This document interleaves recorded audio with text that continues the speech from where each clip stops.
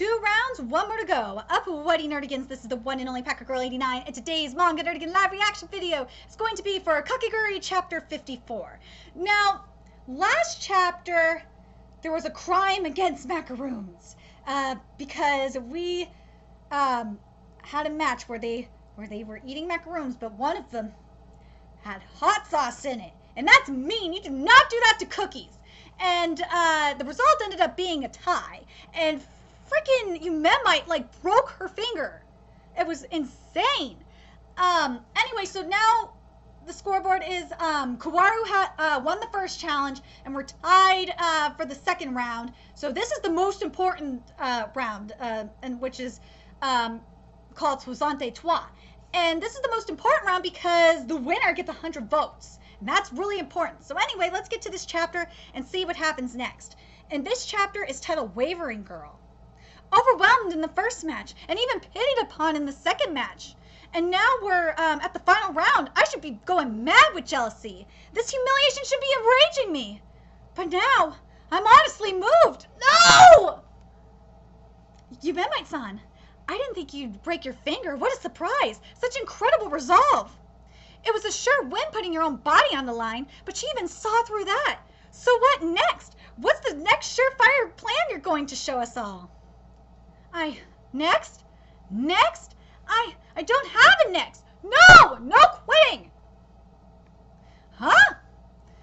From talent to experience to resolve.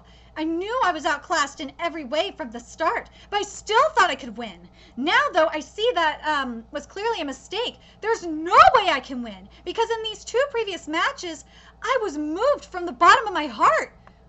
You could still be moved from the bottom of your heart and still play fiercely. I mean, look at, a good example is look at sports, look at football, look at baseball. Like, you see incredible plays all the time that, like, move you and inspire you. Like, for example, the catch. R.I.P. Dwight Clark, by the way.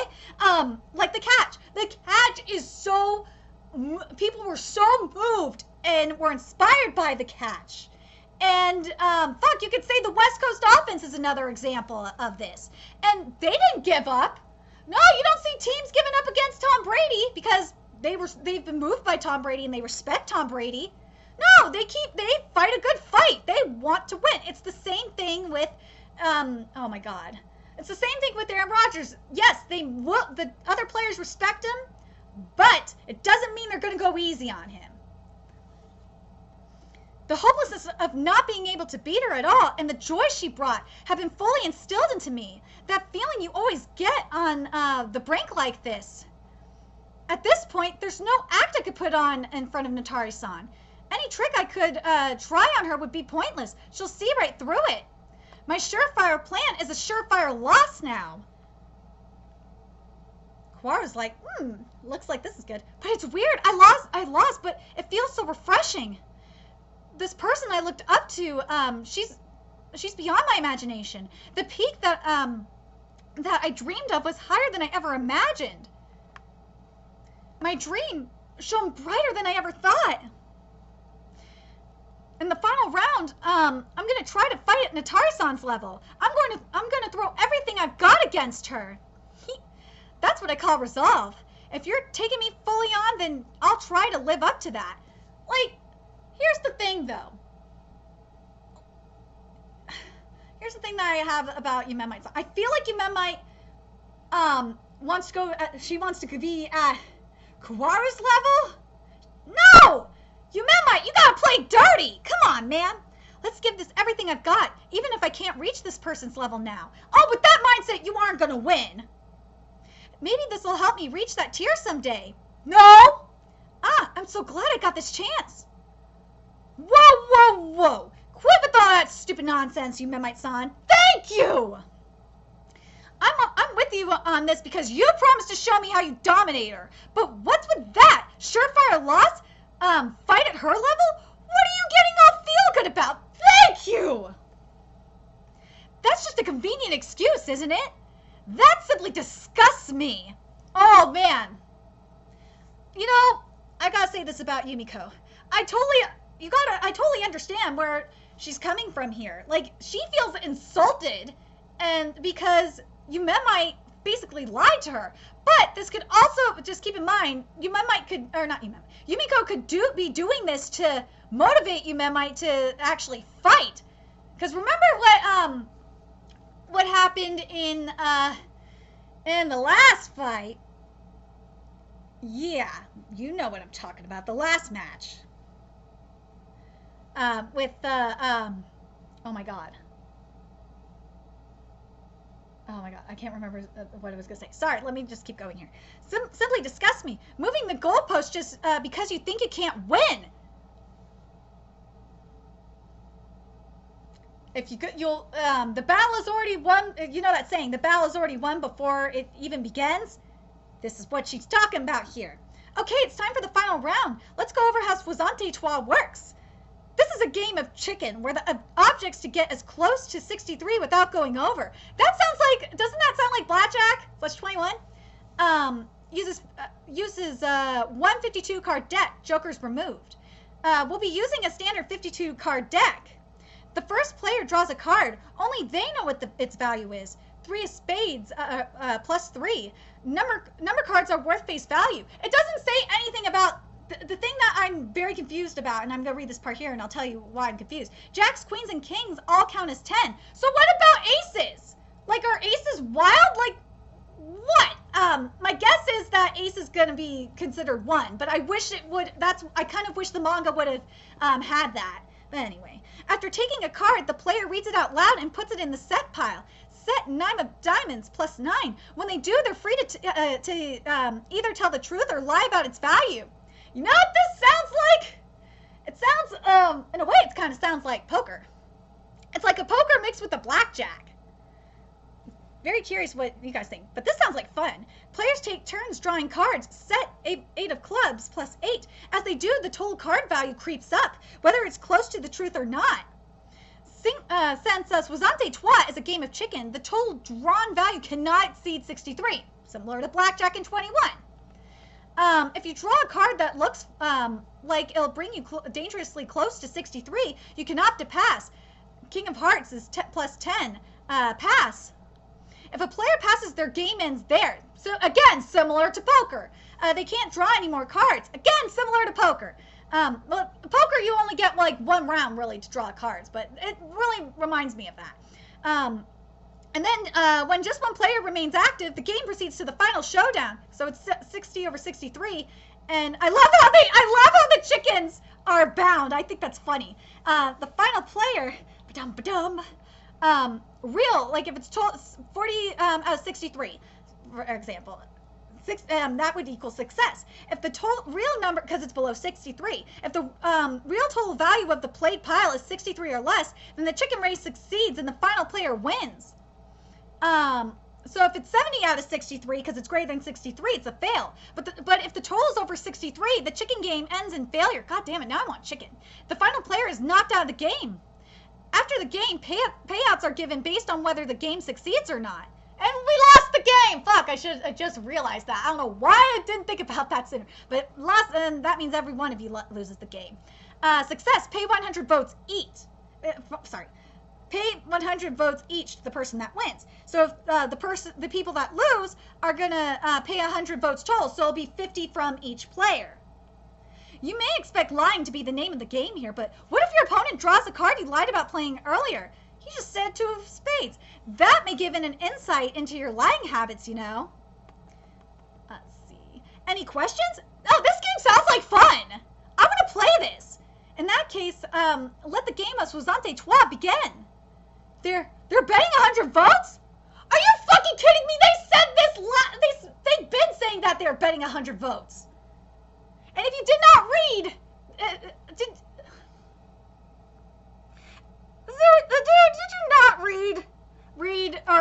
not listen to the fucking directions?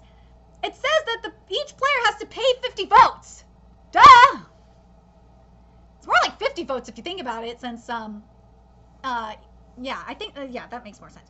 Only Yumemi can pay that if barely. Now that's true, because Yumemi has 109 votes, but she could fucking pay it, and Yumiko only has 30 votes, so yeah, she can't pay the 50, which means she's out of the election, doesn't it? Yep.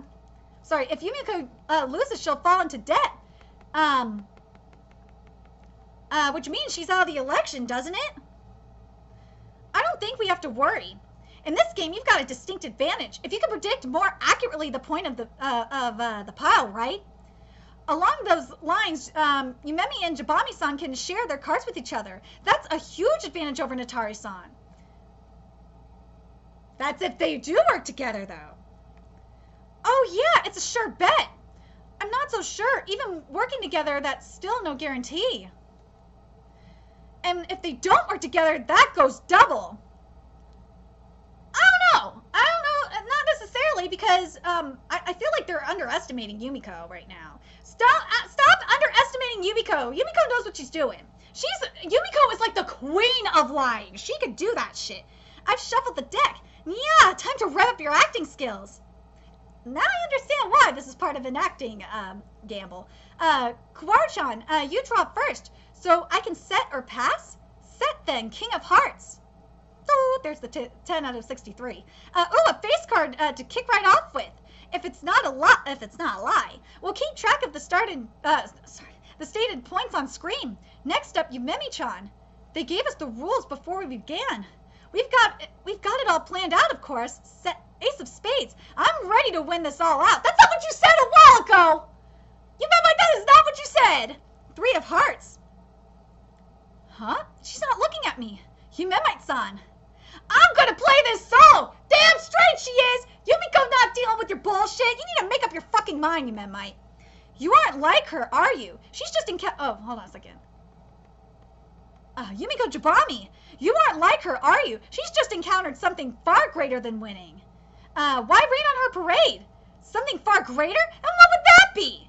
Yumemi-san's scared of you right now. She's accepted being second fiddle to you for life. She's staring up at the peak and building walls in her mind to bind herself with. It's so stupid it makes me sick. That's all there is to it. Set 2 of Diamonds. This idle crap you're doing, ain't it all just making excuses for your lack of talent? Woo! Oh, come on. Why isn't she working with her? Maybe set 9 of Clubs, set 4 of Diamonds. Maybe the whole exchange was an act too. I'm so convinced Yumiko did it to give Yumemite some fire, because that's what Yumiko does. Set 6 of Clubs. No normal act would work here. They may be trying to throw Natari-san's plan awry by pretending to break up. No, that's not possible. Yumemi's euphoria was the real thing, and so is Yumiko Jabami's anger. There's no way they're cooperating with each other. They're tackling this game separately. They haven't lost their will to compete. It's clear that working together gives them the advantage, but it's the difference in the way they think about gambling that separates them. Duh!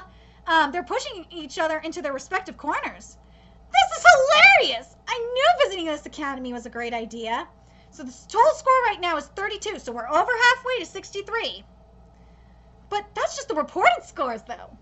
You said it. The actual point total might be totally different. The players only know which cards they've drawn. For the others, they'll have to decide whether to believe their opponents or not. This is an acting contest, too. Damn straight it is. Set Ace of Diamonds against the Kawaru Notari, no less. But let's believe in her. I know Yumemi-chan can do it. Yumiko Jabami, I want to strangle you! Doesn't that remind you of Menuda? That's what I was trying to think of earlier was Menuda. Doesn't this kind of remind you of what happened with Menuda? And what Yumiko's doing right now is she's doing the exact same thing that she did with Menuda. Because remember, Menuda had that kind of same mentality too, going in. He didn't give a fuck. He was just gonna give up. But Yumiko pushed his buttons and it worked. It's the same thing in this scenario, and I like that. I want to strangle you. I want to tie you up and toss you in the sea. Set Ace of Hearts. That simply disgusts me, moving the goalpost because you think you can't win. You're right. It's all true. Right now, for the first time in my life, I'll fight this tooth and nail. And despite that, I want this woman to defeat me. And when it's all over, I want to share. No, don't do that. You wonder why Yumiko said, "Fuck you, I'm doing this myself." And when it's all over, I want to share a friendly handshake, invigorated all over again about how amazing Hollywood level actors are. Oh my God, You're so fucking stupid, Yumemite. Yumiko Jabami, we're approaching 63, aren't we? Huh? Look at how she reacted to that. She's picking up on just what I'm thinking. This is crazy. It's overwhelming. There's no way I'd be able to compete at all. Really, I'm just so scared. I want to get out of here right now. You look up to someone because they're a faraway thing. Thrust before that person. It just makes you feel so tiny. I see. Thanks. I don't need to reply. I don't even have the right to stand on the same stage as her. Now I think I know. That's how I really feel. That's the truth I never wanted to notice. Even if I beat her, would it mean anything to me? Oh my god, Yumemite, you're fucking stupid! Dude, if you beat her, that proves to you that you are the better actress, that you are above Kaworu as an actress. And that's what Yumiko's trying to do. She's trying to do the same thing that she did with Minyuta. Which I think is really goddamn smart, if you ask me. But the thing is, and I understand why this chapter is titled Wavering Girl, because Yumemite is just confused. She doesn't know what to do. Like, she wants to, as she said at the end of the chapter, she wants to give it her all, but she doesn't mind being defeated by her. And it's like, dude, you wonder why Yumiko is saying, fuck you, I'm playing on my own. But anyway, let me know your thoughts in the comment section below. Like, if you were in Yumemite's situation, would you give it your all and whether you were going to be beaten or not? Or would you be like Yumemite, especially if you're playing against your idol? Or are you going to be like Yumemite, where it's like, oh my god, she's so superior. I want to lose to her. It's like, no, you will feel better if you win against Kaworu. If Yumemite wins, she'll be like, Yumemite will be like, oh my god, I did it. I overcame this challenge. Very curious what you guys think. Let me know your thoughts in the comment section below, or the Nerdigans Inc. Discord server. The link to that's in the description box below as well. And remember to like, comment, share, and subscribe to Nerdigans Inc. If you love what I'm doing and want to contribute to my channel expansion, there's a few ways you could do that. You could donate to my PayPal, Patreon, GoFundMe, or purchase something off my Amazon wishlist. All that's in the description box below. Also, make sure you follow me on Twitter, Twitch, Facebook, and friend me on PlayStation Network. That's in the description box below as well. Till next time, Nerdigans, I will be seeing you later. Bye!